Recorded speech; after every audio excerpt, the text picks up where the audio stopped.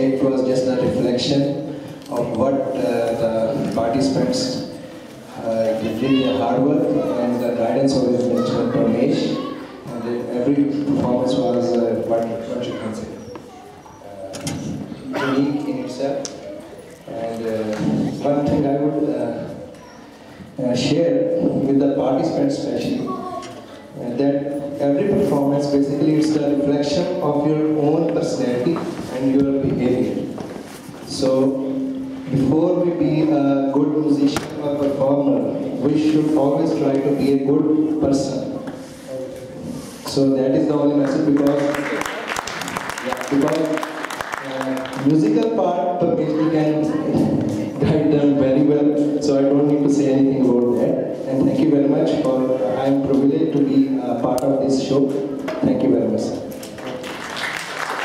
Thank you, Roman, for the I would suggest you speak in Gujarati because I think majority of people are Gujarati, so I'm will like to write.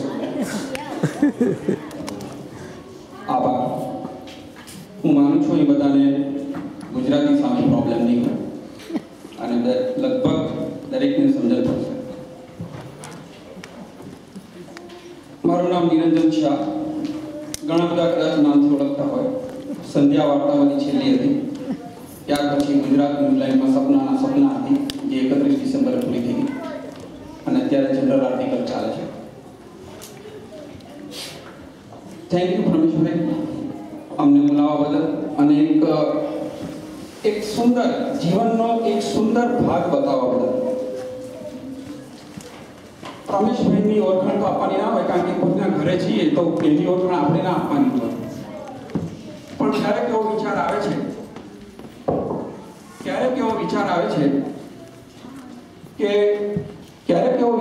છે કે બાળકોની ઓળખાણ જો મા બાપ આપે તો મા બાપની ઓળખાણ કોણ આપે?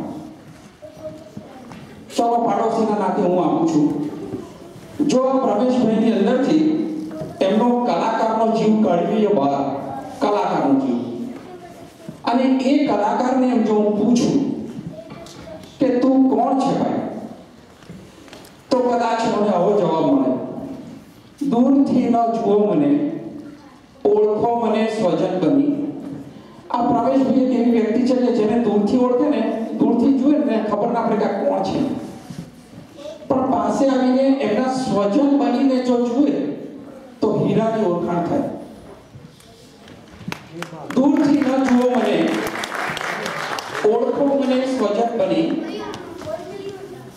હું નોખી માટીનો, જીવું અનોખો માનવી બની. સુર અને તાલ શ્વાસે વહે, સંગીત વહે છે રક્ત બની. આ કોણ બોલે છે? પ્રમેશભાઈનો કલાકાર આત્મા અથવા કલાકાર જીવ અથવા કલાકાર પ્રમેશભાઈ.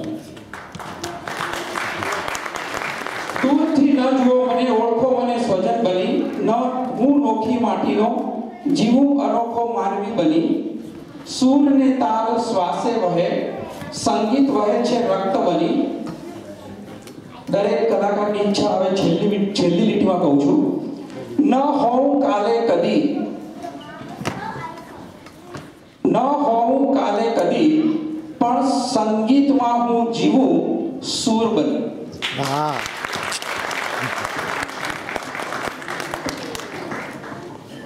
આ તો મેં એમની અંદરથી કલાકારને બોલાવીને કલાકારને પૂછ્યું કે તમે કોણ, તે એમણે મને કહ્યું. પણ હું મારો અભિપ્રાય હવે કહું છું કે પ્રમેશભાઈ એટલે કોણ. જો કે હમણાં આપણે છેલ્લા 2-4 કલાકથી એમને આપણે જોઈએ છે કે પરદેશની ધરતી ઉપર દેશી બી નાખીને આ કેવો પાક લેવાય છે, એ બધો પાક આપણે જોયો.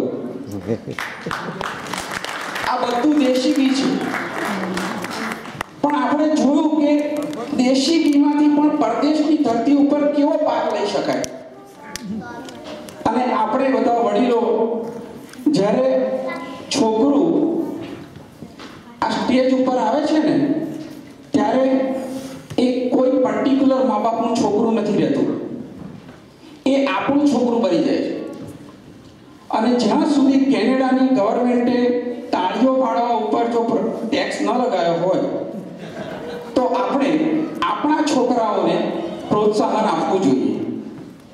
કારણ કે એ છોકરું જ્યારે ઘરે જાય છે ને ત્યારે એના મા બાપનું છોકરું બને છે, પણ અહીં આ સ્ટેજ ઉપર આપણું છોકરું હોય છે. Thank you.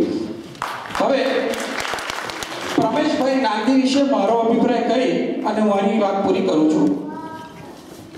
પ્રમેશભાઈ નંદી એમની જાહેરાતમાં કાયમ લખતા હોય છે કે કેનેડાના કરકમળમાં એક ઘરેણું. મને વિચાર આવ્યો કે હાથમાં ઘરેણા હોય 2, 5 કિલો 10 કિલો, જો કે અત્યારે તો 38,000 ભાવ છે, પણ હાથની અંદર રહેલા ઘરેણાને શું કરવાનું? જંગલ में मोर नाचा किसने देखा? હાથનું ઘરેણું શરીરની ઉપર આવવું જોઈએ અને એ બીજાને દેખાવું જોઈએ, ત્યારે એ ઘરેણાની શોભા છે. એટલે મને એવો વિચાર આવ્યો, વસંત બેઠો છે આકાશે, ચમન ન ખીલે તો હું શું કરું? વસંત બેઠો છે આકાશે, ચમન ન ખીલે તો હું શું કરું?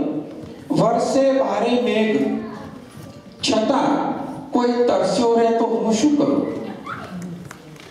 માનવી માત્રમાં ઈશ્વર છે છતાં કોઈ ન દેખે તો હું શું કરું?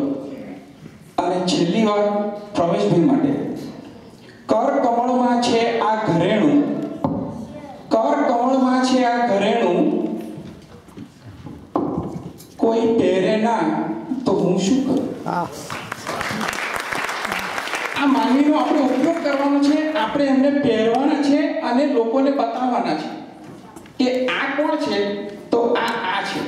આ છોકરાઓએ આટલા નાના છોકરાઓથી માંડીને વૃદ્ધ સુધીના, હું વૃદ્ધની વ્યાખ્યા આપું છું કે વૃદ્ધ સુધીના માનવી, પેલું નાનું બાળક પણ માનવી જ હતું, એ વૃદ્ધ પણ માનવી હતો. આ માનવીઓએ બતાવ્યું કે પ્રમેશ નાંદી કોણ છે. અને આજે આપણે જોયું, માણ્યું, જિંદગીનો એક બહુ સુંદર ભાગ બતાવવા બદલ પ્રમેશભાઈનો ખૂબ ખૂબ આભાર. આપ સૌ સાંભળ્યો, આભાર. Thank you. Thank you very much. So nice of you. Thank you so much. Thank you. Thank you, Ramaji.